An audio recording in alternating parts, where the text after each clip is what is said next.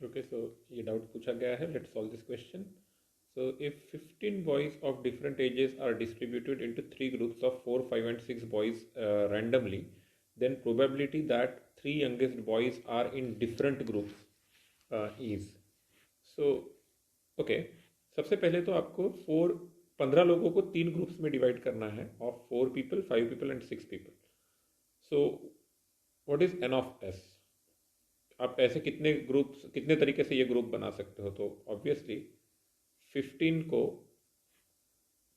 4 का एक ग्रुप, 5 का ग्रुप और 6 का ग्रुप, इस तरीके से, इतने तरीके से you can make 3 groups of 4 people, 5 people and 6 people. अब इसमें यानी ये जो तीन ग्रुप है, ये एक 4 पीपल का है, एक 5 पीपल का, एक 6 पीपल का है, तो they are distinguishable. So obviously उसके आगे और कुछ करने की ज़रूरत नहीं है. आई होप आप लोगों ने डिटेल्स में परम्यूटेशंस कॉम्बिनेशंस चैप्टर पढ़ा है, तो आपको ये समझ में आ जाएगा. Now, there are some three youngest boys, right? Let's say their names are कुछ तो भी हम लोग बोल देते हैं, एक्स वाई जेड ऐसे नाम के तीन लड़के हैं जो सपोज यंगेस्ट है उस 15 में. तो अब ये तीनों अलग अलग ग्रुप में रहेंगे. ये कितने तरीके से हो सकता है? दैट इज सपोज हम लोग ये बोलेंगे event A, that this 3 people are in the different groups. Event A is that this 3 people belong to 3 different groups. तो एक काम करते हैं, इन तीनों को छोड़ के बाकी के 12 लोगों के 3 ग्रुप्स बनाते हैं, लेकिन वो ग्रुप में 3, 4 और 5 लोग रहेंगे. ऑब्वियसली फिर एक एक इनमें ऐड कर देंगे तो ऑब्वियसली 4, 5, 6 वाले ग्रुप्स बनेंगे. तो ये ग्रुप्स कितने तरीके से बन सकते हैं, राइट?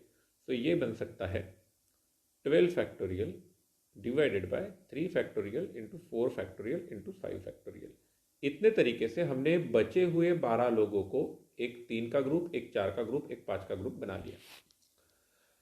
अब ये जो 3 ग्रुप है, इन तीनों ग्रुप्स में हमको एक्स वाई जेड को डिस्ट्रीब्यूट करना पड़ेगा, correct?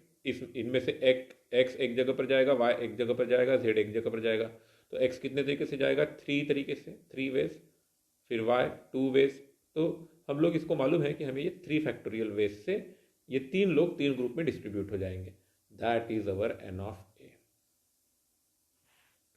So the required probability is, probability of a is n of a upon n of s. So this is 12 factorial upon 3 factorial, sorry 3 factorial तो यहीं पे कैंसिल कर देता हूँ मैं. तो we get 4 factorial into 5 factorial divided by 15 factorial divided by 4 factorial, 5 factorial, 6 factorial. So what do we have? We have here 6 factorial divided by 15, 14 into 13 because आपको मालूम है कि 12 फैक्टोरियल कैंसिल हो गया यहाँ पर, ठीक है? और फिर ये 6 फैक्टोरियल क्या बचा? 6 into 5 into 4 into 2 into 1. So that way 15, 5 3s are 15 and then यहाँ पर 7. तो okay, so we have 6 4s are 24 divided by 13 into 7 which is yes 91. तो इस तरीके से हमारा आंसर आया 24/91 which is option A. I hope you understood it.